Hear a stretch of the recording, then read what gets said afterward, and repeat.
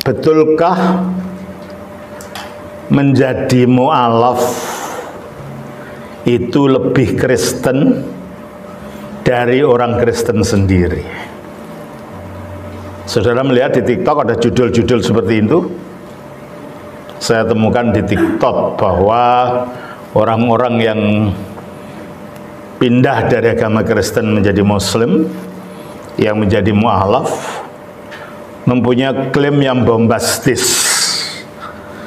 Dengan saya menjadi mu'alaf, saya menjadi lebih Kristen daripada orang Kristen sendiri. Baik. Bagi orang yang tidak tahu, terpesona ya. Oh, orang ini hafal kitab suci, umpamanya begitu. Terpesona ya, oh orang ini membuat suatu penafsiran yang sedemikian rupa yang mungkin selama ini saya tidak pernah dengar, mungkin begitu. Sehingga tujuan daripada orang-orang semacam ini adalah mengajak teman-temannya yang lain yang masih Kristen untuk meninggalkan agama Kristen dan ikut menjadi mu'alaf. Dan memang banyak mu'alaf-mu'alaf seperti itu sekarang, ya toh? Dan mu'alaf-mu'alaf yang akhirnya setelah jadi mu'alaf, yang dibicarakan bukan kitab suci agamanya yang baru, yang dibicarakan kitab suci agamanya yang lama, ditafsirkan, diputer-puter, dipelintar-pelintir kiri kanan untuk tujuannya membenarkan apa yang dia anggap itu kebenaran. Saudara, iman Kristen itu mempunyai dasar yang jelas, yang beda dasarnya dengan agama Islam. Dasarnya agama Islam adalah yang tercantum dalam 2 kalimat syahadat, mengaku bahwa tiada Tuhan selain Allah dan mengaku bahwa Muhammad itu utusan Allah. Itu intinya ajaran Islam. Sementara ajaran Kristen intinya bukan itu. Intinya kita baca di dalam 1 Korintus 15 ayat 3 sampai 5.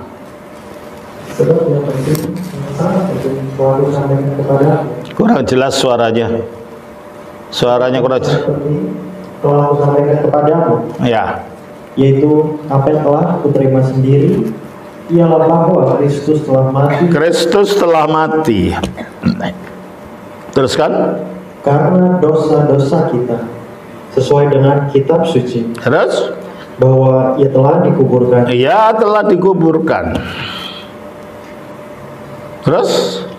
Dan bahwa ia telah dibangkitkan. Dia telah dibangkitkan. Itu intinya kitab suci Kristen. Intinya iman Kristen itu bukan mengenai konsep Allah yang satu, bukan mengenai konsep Yesus sebagai utusan, bukan. Intinya adalah berdasarkan sejarah yang pernah terjadi, di mana ada seorang mati disalibkan, dikuburkan, bangkit dan tidak mati lagi. Itu intinya. Nah, kalau orang yang bermu'alaf, meninggalkan iman Kristen, mengatakan lebih Kristen, lalu dalam ajarannya menolak kebangkitan Kristus, loh, Kristennya di mana? Dan setelah dia meninggalkan iman Kristen, dia menolak penyaliban Kristen, Kristennya di mana?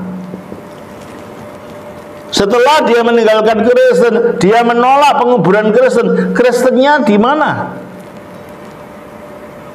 Padahal menurut Alkitab yang sangat penting adalah, coba saya baca kembali, sebab yang sangat penting, perhatikan kata-kata ini, yang sangat penting telah kusampaikan kepadamu, yaitu apa yang telah kuterima sendiri, ialah bahwa Kristus telah mati karena dosa-dosa kita sesuai dengan kitab suci, bahwa Ia telah dikuburkan, dan bahwa Ia telah dibangkitkan pada hari ketiga.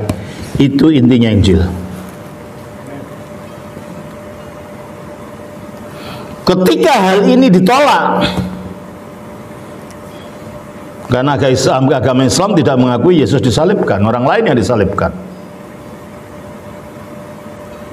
gimana dikatakan itu lebih Kristen? Menyangkal inti iman Kristen, bagaimana dikatakan itu lebih Kristen?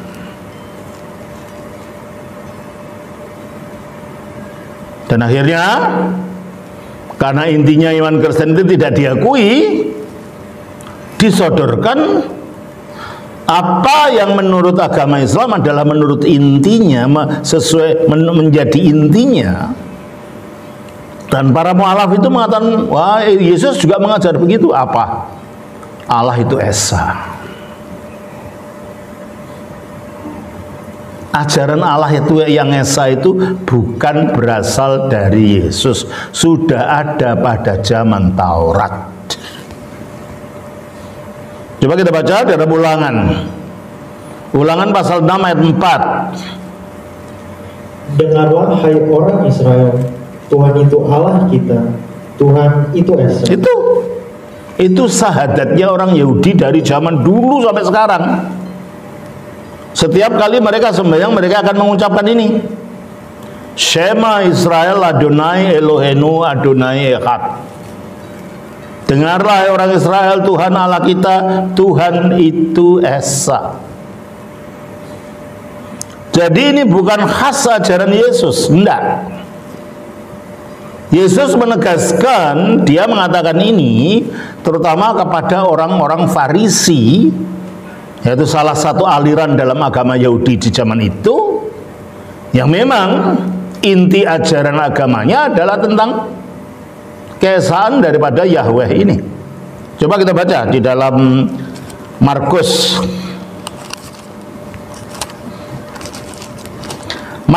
pasalnya yang ke-12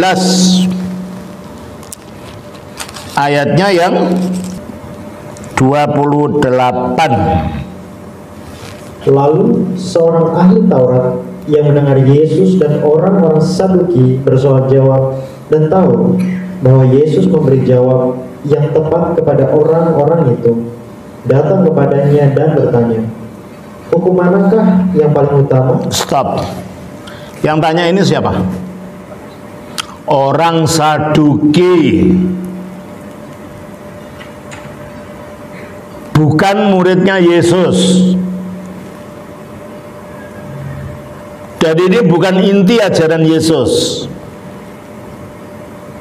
Yesus menjawab pertanyaan orang Yahudi yang memang itu inti ajaran utama mereka dalam Ulangan itu.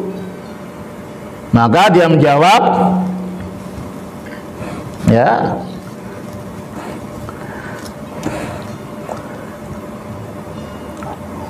hukum manakah yang paling utama? Jawab Yesus, jawabnya kepada orang Farisi ini, hukum yang terutama ialah, dengarlah hai orang Israel, Tuhan Allah kita, Tuhan itu esa. Ini bukan ajaran Yesus kepada muridnya. Ini jawaban Yesus kepada pertanyaan orang Farisi.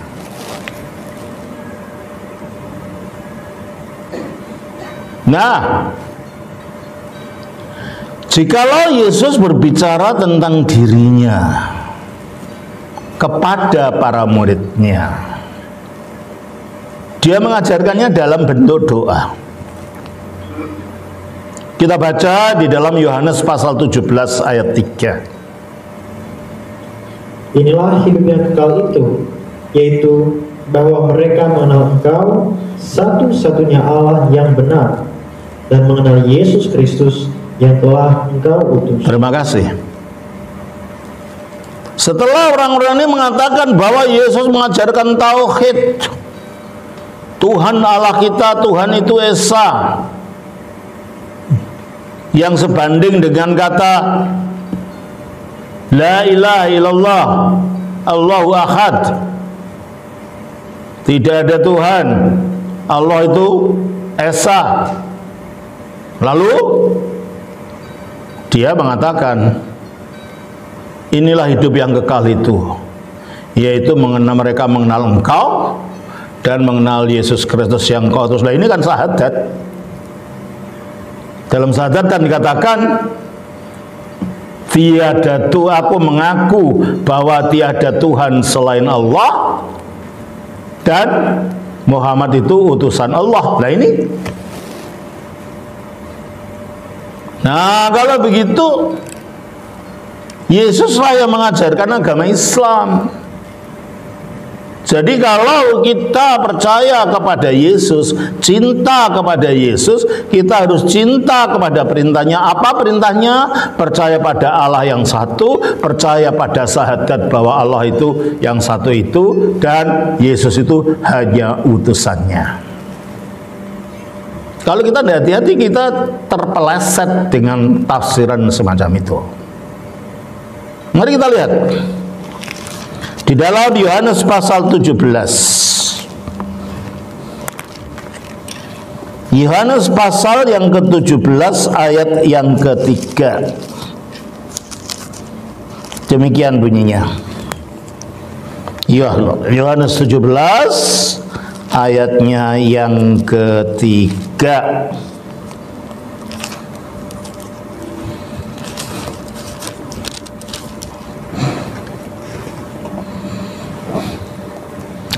Inilah hidup yang kekal itu,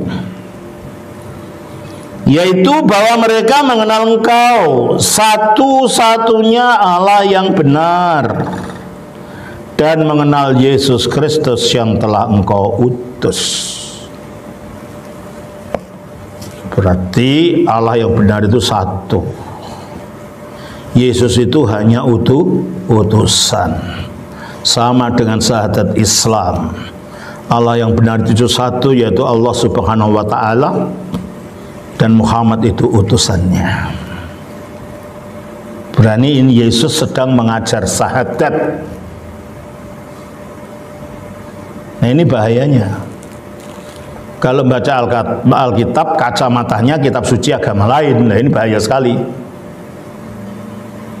Membaca Alkitab, kacamatanya adalah ajaran agama lain, dan meninggalkan konteks dalam perikop cerita ini. Kita tidak bisa mengambil satu ayat lalu ditafsirkan seenaknya sendiri, tidak bisa. Kita harus membaca mulai dari perikopnya, mulai ayat 1 sampai dengan ayat 5. Mari kita baca. Demikianlah kata Yesus. Lalu ia menengadah ke langit dan berkata, Bapa. Siapa yang dipanggil Yesus Bapa ini? Allah. Adakah dalam Quran dan dalam agama Islam Allah itu disebut Bapa? Tidak ada. Di dalam Islam Allah itu bukan Bapa. Sebab menurut agama Islam Allah tidak punya anak. Padahal di dalam ayat ini jelas dikatakan oleh Yesus. Lalu ia menengadah ke langit dan berkata, Bapa, telah tiba saatnya, permuliakanlah anakmu. Siapa yang disebut anak di sini? Yesus sendiri.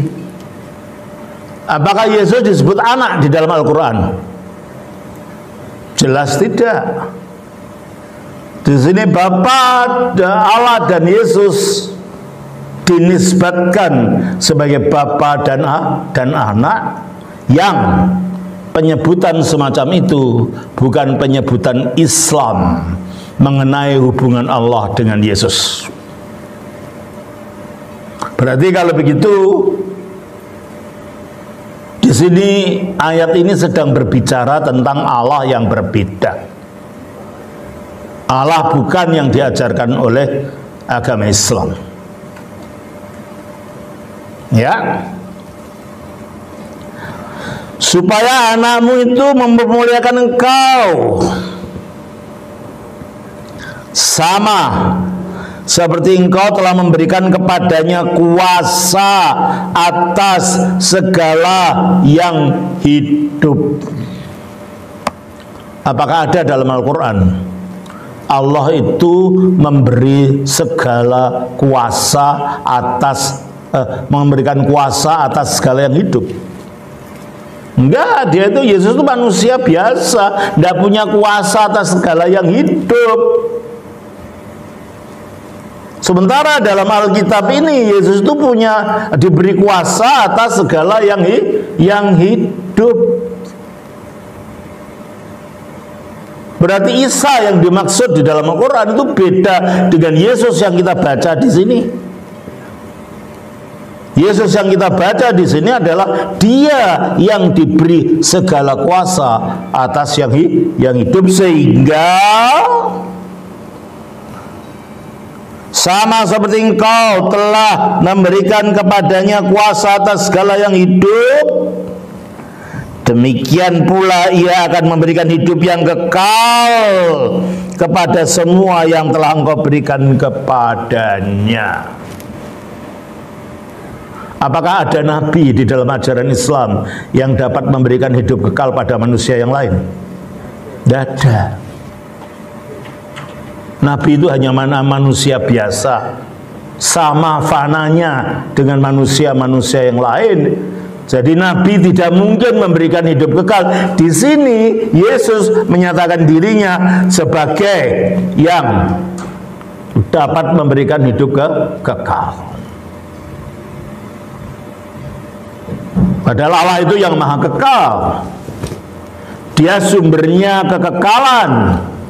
Tetapi karena hidup kekalnya itu diberikan kepada firman-Nya, kepada anaknya ini, maka anak ini juga dapat memberikan hidup kekal kepada segenap makhluk. Sehingga ayat 3, inilah hidup yang kekal itu. Nah itu sekarang, ini berbicaranya bukan syahadat, ini berbicara tentang sumbernya hidup kekal. Inilah hidup yang kekal itu, yaitu bahwa mereka mengenal Engkau,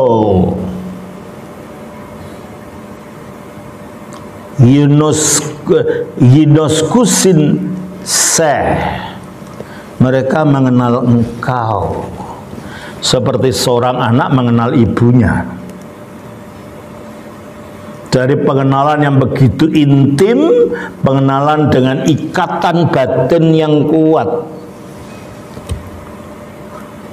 Sementara syahadat bunyinya ashadu, saya bersaksi. Dan saya bersaksi itu bahasa Yunaninya martyrume. Di sini bukan martyrume tapi ginoskusin. Ginoskus itu mengenal. Jadi untuk mendapatkan hidup kekal itu orang harus mengenal Bapa,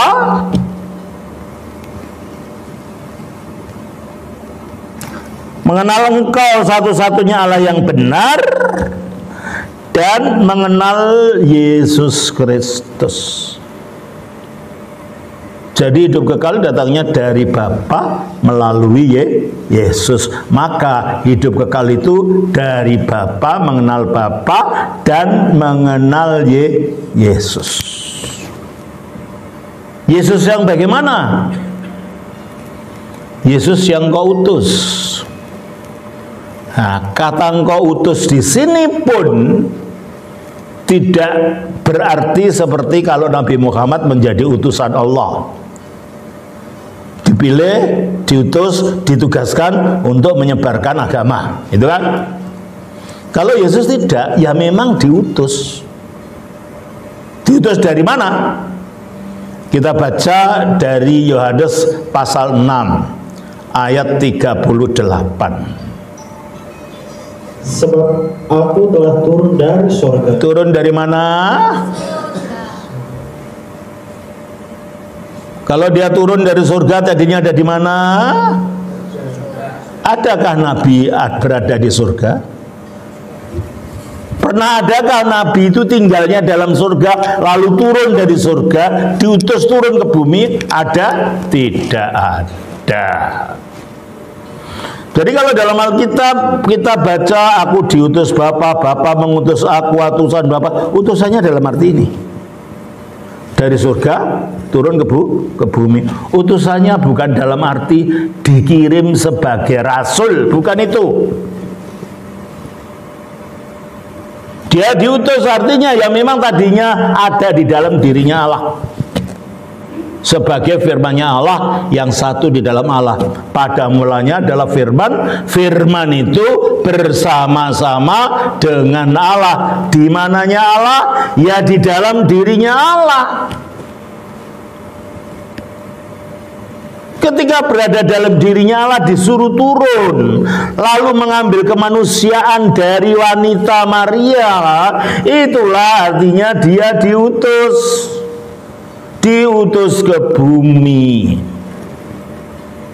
Jadi kalau begitu Yohanes 17 ayat 3 ini tidak berbicara tentang syahadat. Yohanes 3:17 ayat 3 ini berbicara tentang sumber hidup kekal, bicara tentang Yesus yang tadinya berada di dalam Allah. Coba kita baca di dalam Yohanes pasal yang ke-8 ayat yang ke-42. Kata Yesus kepada mereka, jikalau Allah adalah Bapamu, kamu akan mengasihi aku, sebab aku keluar dan datang dari Allah. Kalau dia keluar dari Allah, tadinya di mananya Allah dia? Ya? Di dalamnya Allah. Ada dua Allah atau satu Allah? Ya satu. Karena dia berada di dalam Allah sebagai firman-Nya Allah yang tanpa awal, tanpa akhir, secara kekal menyatu dengan Allah. Lalu diizinkan keluar dari diri Allah untuk mengambil tubuh manusia menjadi manusia. Maka itulah artinya dia diutus.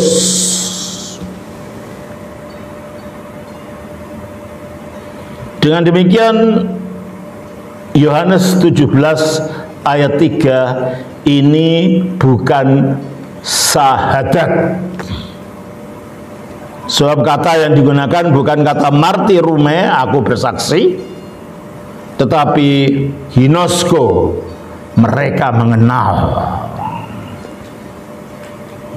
Jadi untuk mendapatkan hidup kekal, kita harus mengenal Bapa satu-satunya Allah dan mengenal firman-Nya, karena Bapa menyalurkan hidup kekal itu melalui firman-Nya yang telah mengalahkan kematian dan menyatakan hidup kekal melalui kebangkitannya. Jelas ini ya? Oleh karena itu, karena mereka tidak mengerti, mereka membaca kitab suci Kristen dari kacamata pemikiran Islam, jadi keliru semua. Kalau membaca kitab suci Kristen harus dibacanya ya dari kacamata pemikiran Kristen. Jangan dipaksakan dibaca dari pemikiran Islam. Sehingga pada akhirnya mereka, para polemikus ini, mengkritik 1 Yohanes pasal 5 ayat 7. 1 Yohanes pasal 5 ayat 7. Sebab ada 3 yang memberi kesaksian di dalam sorga, Bapa, Firman, dan Roh Kudus, dan ketiganya adalah satu. Ayat ini disebut sebagai Johannine koma, karena di dalam manuskrip yang lebih tua memang ayat ini tidak ada. Tapi ayat ini ditaruh di dalam pinggiran daripada manuskrip tua. Sangat tua sekali. Sehingga pada akhirnya ini bukan tambahan, ini penjelasan saja, ditaruh di tengah. Nah, akhirnya dikata, oh berarti kitab suci sudah diubah-ubah. Ingat, kekristenan muncul bukan karena adanya kitab yang turun dari langit.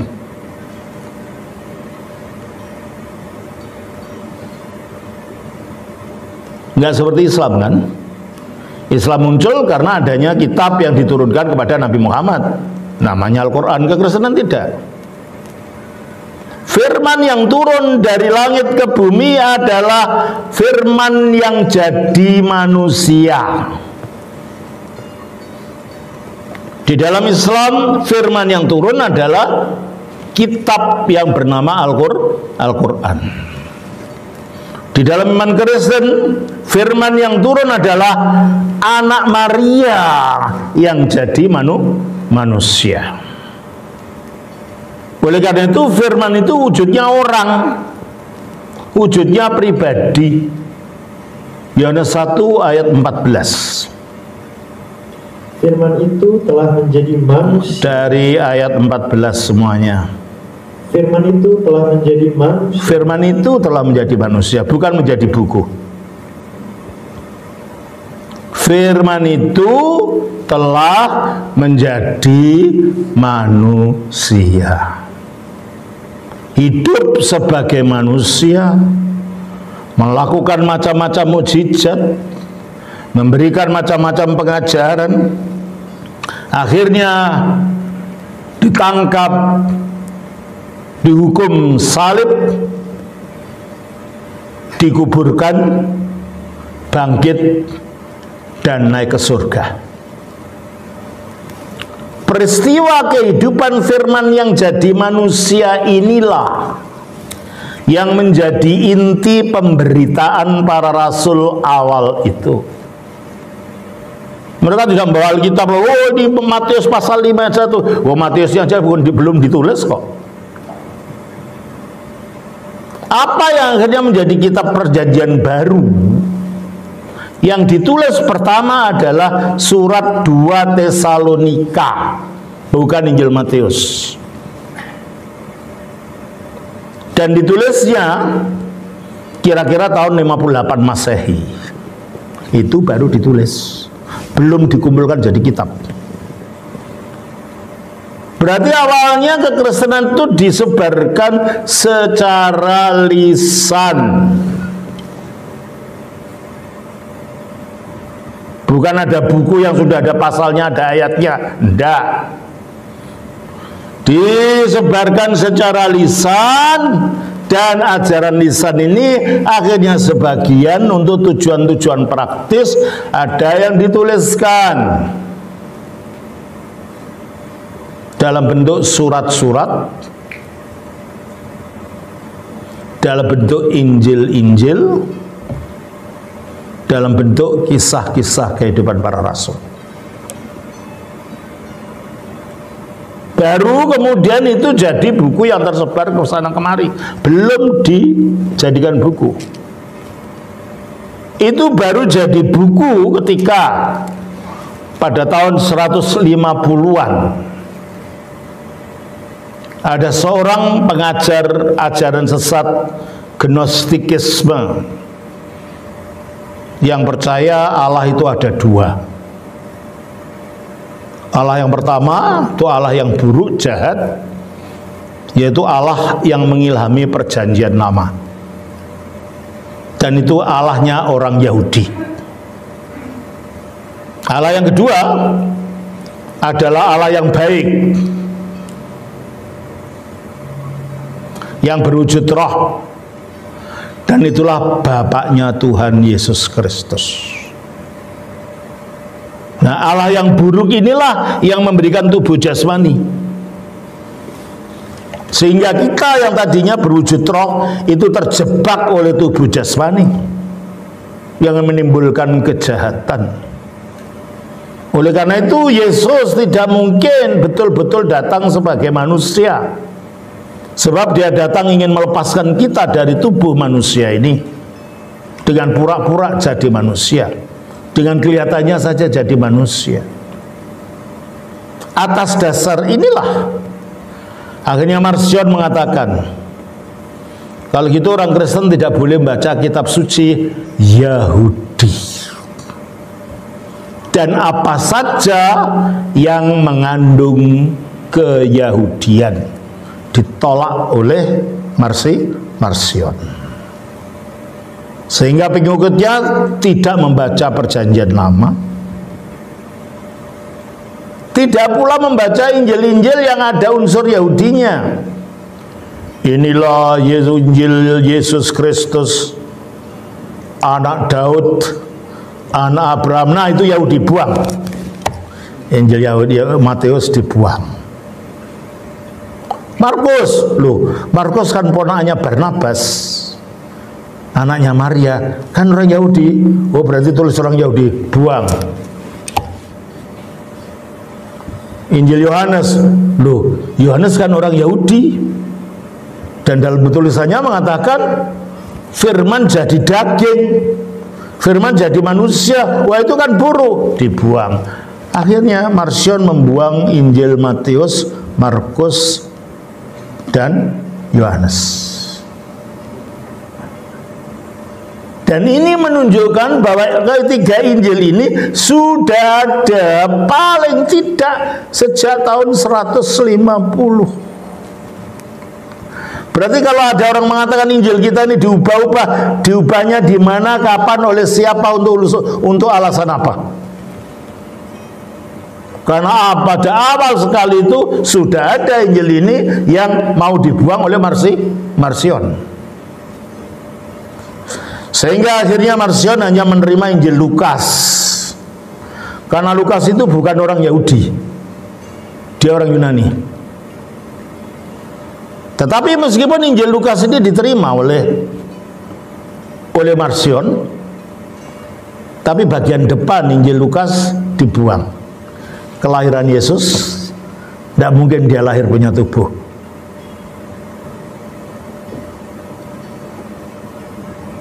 Yesus muncul-muncul sudah dibaptis di dalam Injil Lukas. Kelahirannya dan mengandungnya Maria dan lain itu dipotong oleh dia. Sehingga Injil yang kitab sucinya Marcion itu terdiri dari Injil Lukas yang sudah dipotong dan tulisan-tulisan Paulus saja. Gereja bereaksi, kalau kita biarkan orang seenaknya begitu bisa bahaya. Kita perlu punya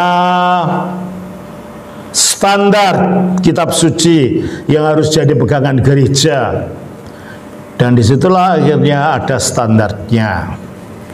Standarnya kitab-kitab tadi harus dibuktikan dari bukti internal bahwa ditulis oleh para rasul sendiri atau muridnya para rasul. Kedua, surat-surat itu harus ditulis pada zamannya para rasul. Nah, surat-surat itu harus sudah dibaca yang pada tahun 150-an itu oleh 3 pusat gereja. Waktu itu gereja masih satu, tidak pecah-pecah seperti sekarang. Dan waktu itu ada 3 pusatnya. Pusat di barat Roma, pusat di timur Alexandria, dan Antioquia. Akhirnya berdasarkan kriteria ini, ternyata dari manuskrip gereja yang ada. Hanya 27 buah tulisan yang bisa diterima. Tadinya ada yang juga dianggap bagian perjanjian baru, misalnya kitab Didache, kitab Gembala Hermas, kitab Surat Barnabas, bukan Injil Barnabas ya. Kalau Injil Barnabas itu tulisan orang Islam abad ke-16. Surat Ignatius, surat-surat ini akhirnya tidak bisa diterima bukan karena isinya salah.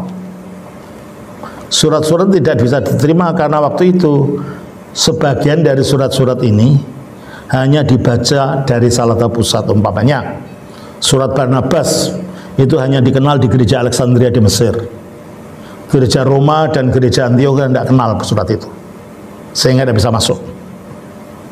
Surat Didache itu hanya dikenal di Antiochia, tidak dikenal di Yerusalem, di Alexandria, tidak kenal di Roma, dan seterusnya. Sehingga akhirnya yang diterima hanya 27 surat itu.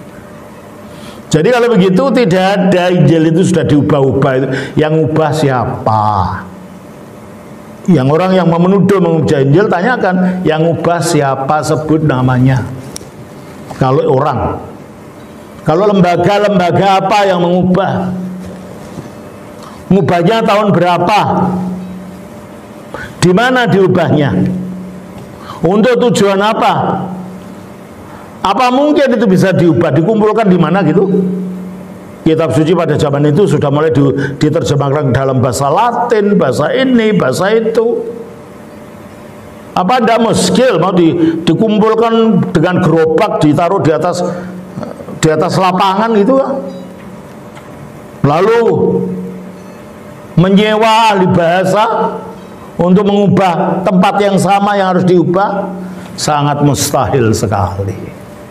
Jadi secara sejarah dan secara logika tidak mungkin kitab suci ini pernah diubah. Nah, Johanain koma, yaitu 1 Yohanes 5 ayat 7 tadi, itu bukan perubahan. Itu mungkin catatan awal, akhirnya setelah direvisi tulisannya kembali dimasukkan karena isinya tidak bertentangan dengan isi kitab suci yang lain. Sehingga orang-orang ini mengatakan, nah ini orang Kristen menambah sesuatu yang tadinya tidak ada, yaitu adanya Trinitas di situ. Baca lagi tadi 1 Yohanes 5 ayat 7. Sebab ada 3 yang memberi kesaksian di dalam surga, Bapa, Firman, dan Roh Kudus. Ya, itu katanya tambahan. Nah, dari situlah orang Kristen membuat ajaran tentang Tritunggal. Tidak. Saya kalau mengajar Tritunggal, saya tidak pernah mengutip itu. Mungkin saudara yang pernah mendengar saya mengutip itu? Tidak. Secara keseluruhan perjanjian baru kalau berbicara tentang Allah secara utuh itu selalu berbicara tentang Tritunggal. Coba kita lihat 1 Yohanes pasal 8, 1 Korintus pasal 8 ayat 6. Namun bagi kita hanya ada satu Allah saja, yaitu Bapa. Namun bagi kita hanya ada satu Allah saja. Siapa? Bapa.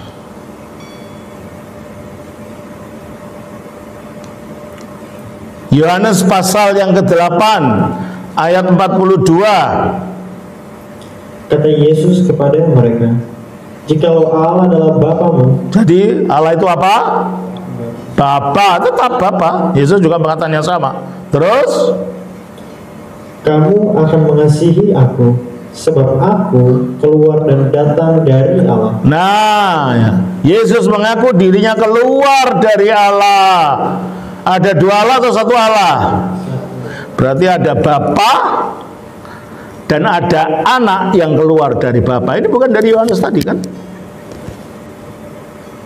Kita baca sekarang dari Yohanes pasal yang ke 15 ayat yang ke-26. Jikalau penghibur yang akan kutus dari Bapa datang, yaitu roh kebenaran yang keluar dari Bapa. Jadi roh kebenaran keluar dari mana? Berarti tadinya di mana? Dalam Bapa.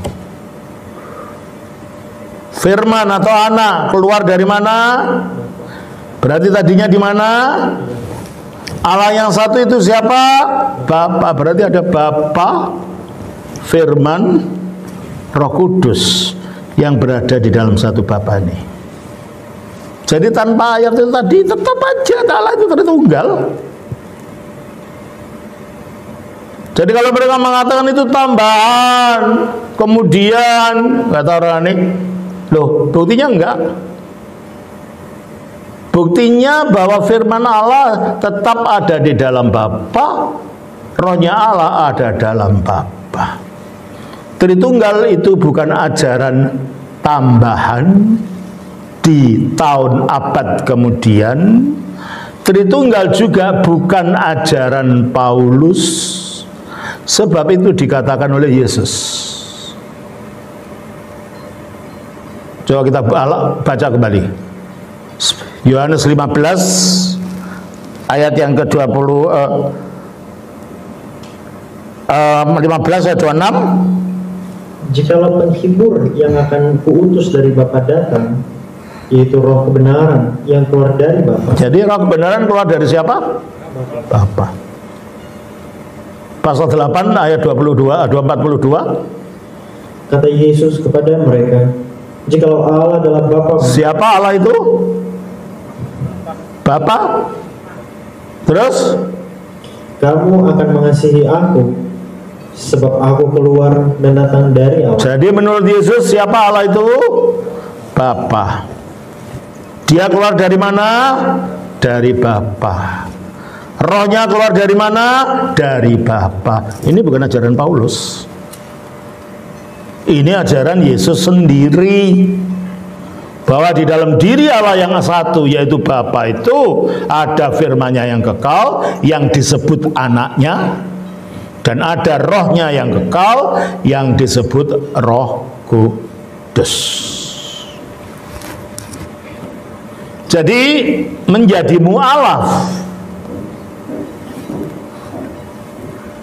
dengan menidakkan Tritunggal, bukan menjadi lebih Kristen dari orang Kristen, tetapi lebih menyimpang dari kekristenan, gitu loh saudara. Jadi ketika para mu'alaf itu mengatakan, wah saya sekarang lebih Kristen dari orang Kristen karena saya mengikuti ajaran Yesus. Ajaran Yesus yang mana yang kamu ikuti? Apakah kamu mengikuti ketika Yesus mengatakan aku keluar dari Bapa, yang berarti tadinya di dalam Bapa? Apakah kamu mengikuti ketika Yesus mengatakan roh keluar dari Bapa, yang berarti dia dalam Bapa? Berarti di dalam diri Allah yang satu itu ada Bapa, ada firman-Nya, ada Roh Kudus. Itulah Roh Kudus, itulah Tritunggal. Itu ajaran Yesus. Makanya jangan sok lebih tahu dari orang Kristen lah. Sok lebih tahu dari orang yang punya kitab sucinya sendiri. Dan setelah meninggalkan iman Kristen, wah, petendang-petendang seolah-olah lebih tahu dari Kristen dan merasa lebih pintar dari orang Kristen dan merasa lebih Kristen dari Kristen.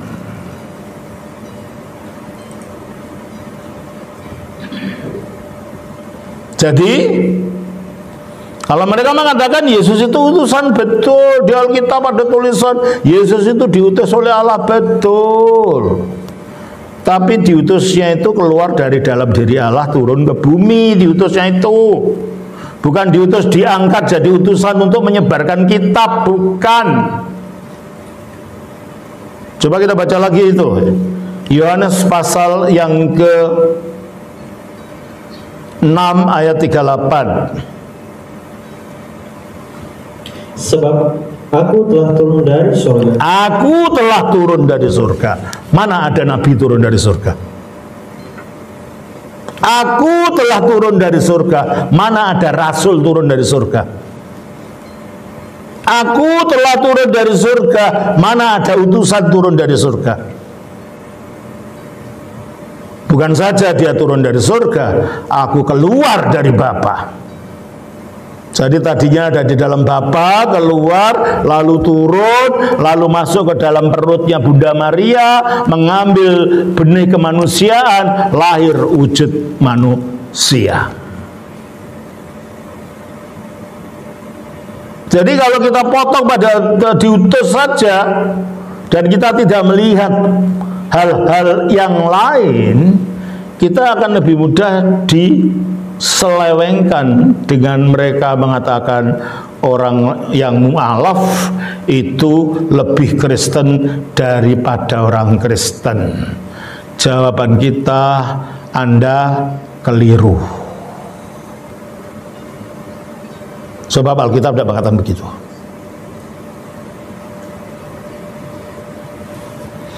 Selanjutnya,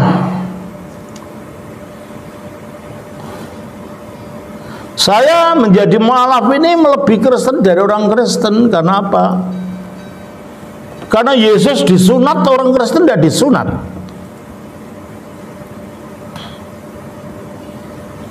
Pertama saya tanya, adakah dalam Al-Quran kisah Yesus itu disunat?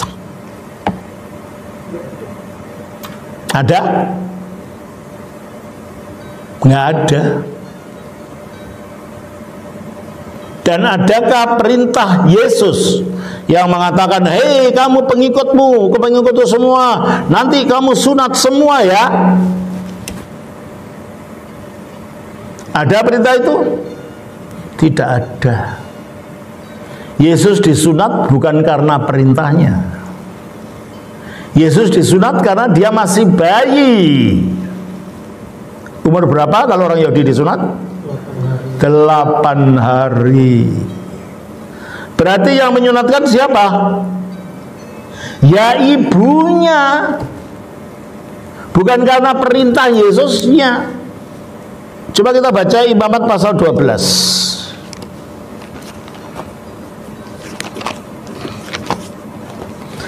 Imamat 12 ayat yang kedua. Katakanlah kepada orang Israel, apabila seorang perempuan bersalin dan melahirkan anak laki-laki, maka najislah ia selama 7 hari. Sama seperti pada hari-hari ia bercemar kain, ia najis. Dan Terus? pada hari yang ke-8 haruslah dikerat daging kulit khatan anak itu. Jadi sunat itu perintahnya Yesus atau perintahnya Taurat?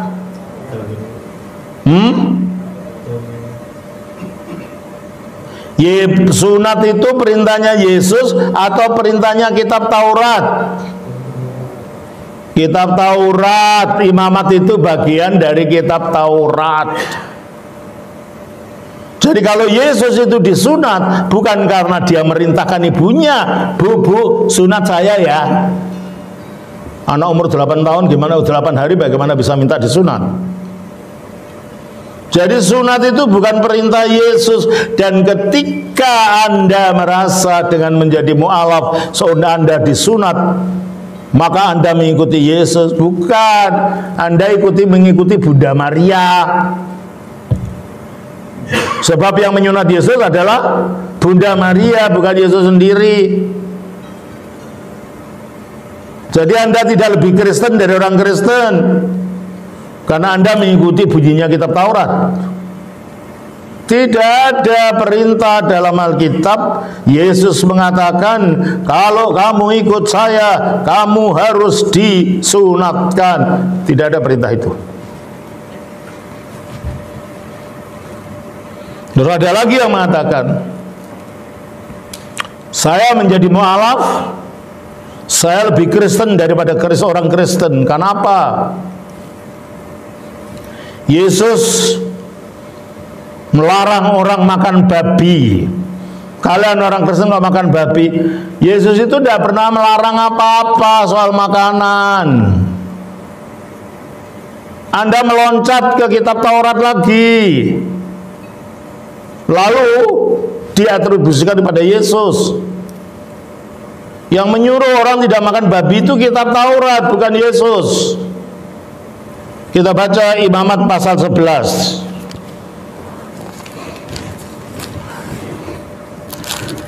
Imamat pasal 11 ayatnya yang ke-7.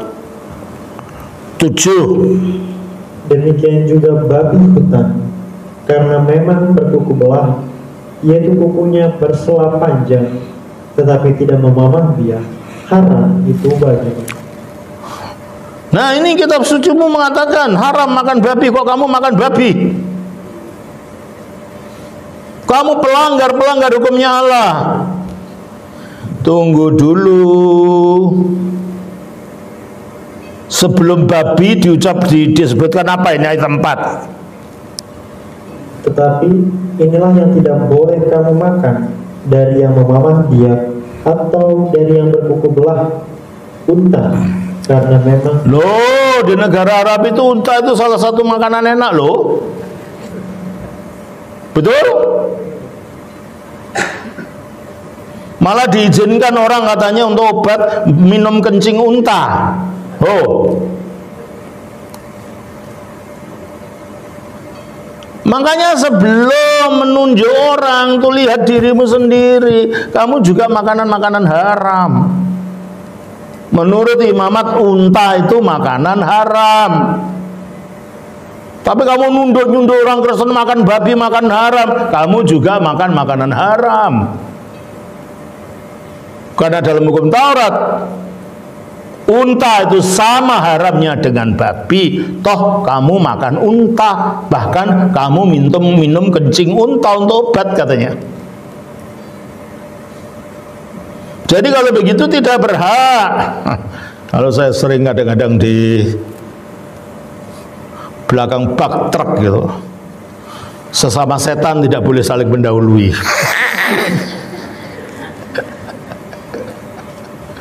Sama-sama makan daging haram. Kok kamu menunjuk-nunjuk orang Kristen, kamu sendiri juga makan daging haram. Dan unta itu menjadi salah satu makanan yang lezat pada pesta-pesta di dalam budaya Arab. Sedangkan Yesus sendiri tidak pernah mengajarkan apa-apa tentang makanan haram atau tidak. Kita baca dalam Matius 15 atau Markus pasal yang ke-7 ayatnya 19-20. Karena bukan masuk, mulai ayat yang ke-18. Maka jawabnya, apakah kamu juga tidak dapat memahaminya? Tidak tahukah kamu bahwa segala sesuatu dari luar yang masuk ke dalam, seseorang tidak dapat menajiskannya, karena bukan masuk ke dalam hati, tetapi ke dalam perutnya, lalu dibuang di jambang. Dengan demikian, ia menyatakan semua makanan halal. Tidak ada ajaran Yesus ini halal itu haram.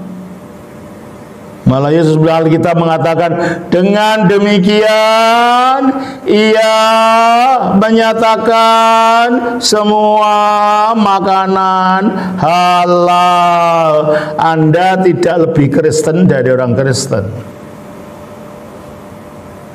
Sebab ajaran Yesus itu bukan masalah makanan halal dan haram, bukan masalah sunat atau tidak sunat, bukan masalah itu. Tetapi masalah pembaruan hidup, masalah hidup baru oleh Roh Kudus.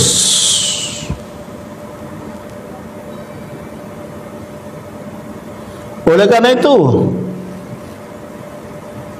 upacara utama yang diperintahkan Yesus kepada orang yang mengikuti adalah baptis. Coba kita baca di dalam Matius pasal 28. Ayatnya yang ke-19. Karena itu pergilah, jadikanlah semua bangsa muridku, dan baptislah mereka dalam nama Bapa dan Anak dan Roh Kudus. Ya. Poreftendes karena itu pergilah, ke matitef sate pandatefni, dan jadi muridkanlah semua bangsa, ke baptisondes isto onomatu patros, di dalam nama Sang Bapa, ketu iu dan Sang Putra, ketu agiu pneumatos, dan di dalam nama Sang Roh Kudus. Lalu ada seorang mualaf berusaha mengelabui orang Kristen lagi. Oh iya, kalau kami juga dibaptis mengikuti Yesus 5 kali sehari malahan. Katanya wudhu itu baptis, katanya. Orang Islam kalau kamu mau sholat kan wudhu 5 kali sehari kan, 5 kali sehari dia sholat, dia wudhu. Katanya itu baptis. Baptis dengan wudhu itu tidak ada kaitannya dan maknanya jauh berbeda. Sebab di dalam wudhu orang mengucap doa, aku niat untuk berwudhu untuk menghilangkan hadas kecil, fardu karena Allah Ta'ala. Hadas itu kenajisan kecil, kekotoran. Berarti ini adalah upacara secara fisik. Baptis bukan itu. Kita baca di dalam 1 Petrus pasal 3 ayatnya yang ke-20-21, yaitu kepada roh-roh mereka yang dahulu pada waktu Nuh tidak taat kepada Allah, ketika Allah tetap menanti dengan sabar waktu Nuh sedang mempersiapkan bahteranya, di mana hanya sedikit, yaitu 8 orang yang diselamatkan oleh air bah. Berapa orang yang diselamatkan oleh air bah? Berapa?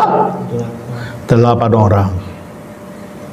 Diselamatkan air bah artinya dia keluar dari banjir, masuk ke dalam perahu itu, lalu didaratkan oleh air bah. Dia diselamatkan air bah. Terus juga kamu sekarang, juga kamu orang Kristen sekarang ini diselamatkan oleh kiasan. Stop. Kamu juga diselamatkan oleh kiasannya. Nya ini menunjuk apa? Menunjuk air bah tadi. Kita juga diselamatkan oleh kiasan air bah. Apa itu? Yaitu baptisan. Yaitu baptisan. Jadi menurut ayat ini baptisan menyelamatkan atau tidak? Iya. Melepaskan kita dari kuasa dosa. Terus? Maksudnya bukan untuk membersihkan kenajisan jasmani. Nah, berarti baptisan itu maksudnya bukan untuk membersihkan kenajisan jasmani seperti wudhu tadi. Berarti kalau orang mengatakan wudhu itu sama dengan baptisan, keliru banget. Karena menurut ayat ini baptisan maksudnya bukan untuk menghilangkan, membersihkan apa? Bukan untuk membersihkan kenajisan jasmani, melainkan untuk memohonkan hati nurani yang baik. Mengapa? Karena melalui baptisan ini Roh Kudus bekerja menyatukan kita dengan kematian, penguburan dan kebangkitan Kristus, sehingga hati nurani kita dibersihkan oleh darah Kristus. Wudhu tidak ada kaitannya dengan itu.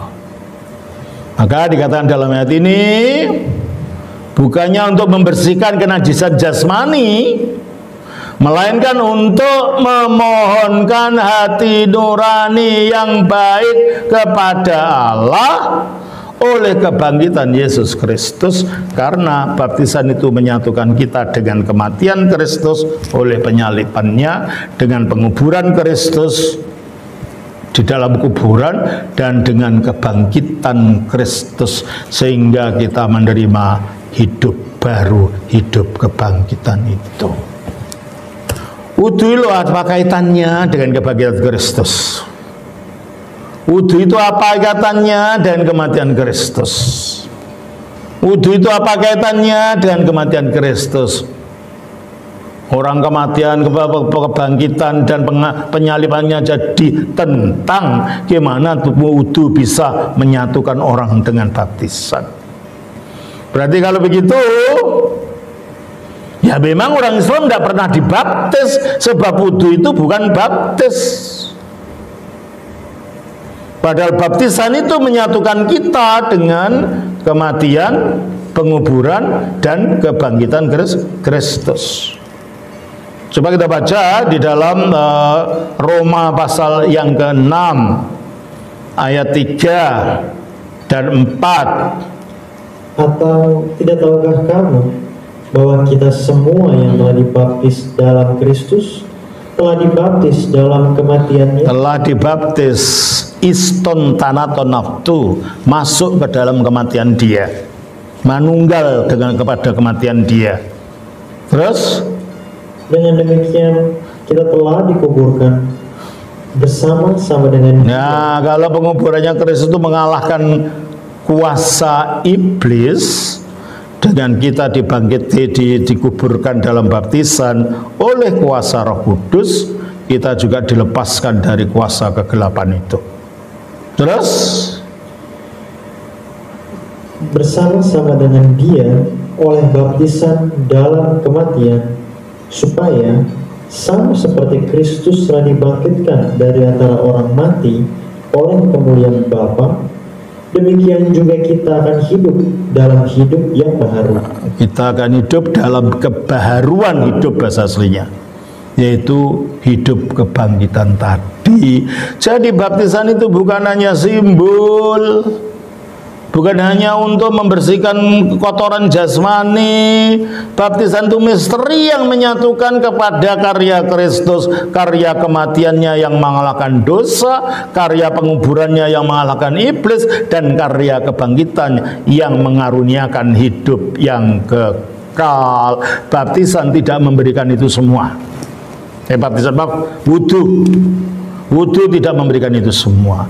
Berarti kalau gitu, wudunya agama Islam itu tidak ada kaitannya apa-apa dengan baptisan. Biarpun saudara-saudara muslim wudu 5 kali sehari, ya tetap itu hanya pembersihan secara jasmani, tidak ada perubahan dari dalam. Oleh karena itu bagi kita baptisan itu tidak berulang-ulang sampai 20 kali atau 30 kali, ya sekali.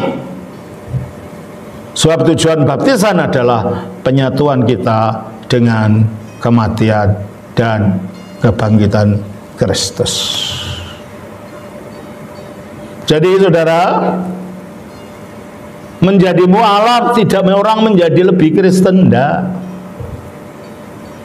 Bahwa Anda tidak makan babi, itu Kristus pun tidak pernah mengatakan tentang makanan bule atau tidak, ya kan tadi. Tapi Anda tetap makan unta yang sama-sama makanan haram. Jangan hanya katakan makan babi saja itu haram. Menurut Alkitab, makan unta pun haram, makan kelinci pun haram. Padahal di puncak sana ada banyak orang jual sate kelinci. Yang makan siapa? Orang gereja? Enggak, ya orang sekitar situ. Padahal itu makanan haram juga. Nah, di sini jadi saudara, kalau saudara mau belajar benar, belajar yang benar iman Kristen itu. Jangan aja dicomot sini, dicocokkan situ, comot situ, cocokkan sana. Supaya seolah-olah saudara memang betul-betul menemukan kebenaran, padahal saudara malah menjauhi kebenaran. Dan akhirnya yang tadinya saudara pada dalam Kristus dengan menjadi mualaf bukan menjadi Kristen sudah. Karena inti iman Kristen tadi adalah Kristus telah mati, Kristus telah dikubur, Kristus telah bangkit, yang semuanya itu telah saudara tolak. Berarti saudara telah menolak landasan dasar iman Kristen itu. Jadi saudara, kalau saudara melihat di TikTok, saudara melihat di YouTube, orang-orang yang mengatakan saya sekarang lebih Kristen daripada orang Kristen karena saya jadi mualaf. Perhatikan apa yang dimaksudkan. Banyak kekeliruan yang dibolak-balik. Dan kalau saudara masih ada keraguan-keraguan, saudara boleh tanya saya. Ini ada begini gimana, ini ada begini gimana. Saudara harus tahu kitab suci saudara sendiri supaya tidak mudah diombang-ambing orang yang ngaku merasa lebih Kristen, hanya sekarang jadi mualaf. Tetaplah bertahan pada iman kepada Kristus dan jangan mau digeser dari landasan iman yang kokoh ini. Tuhan memberkati. Shalom.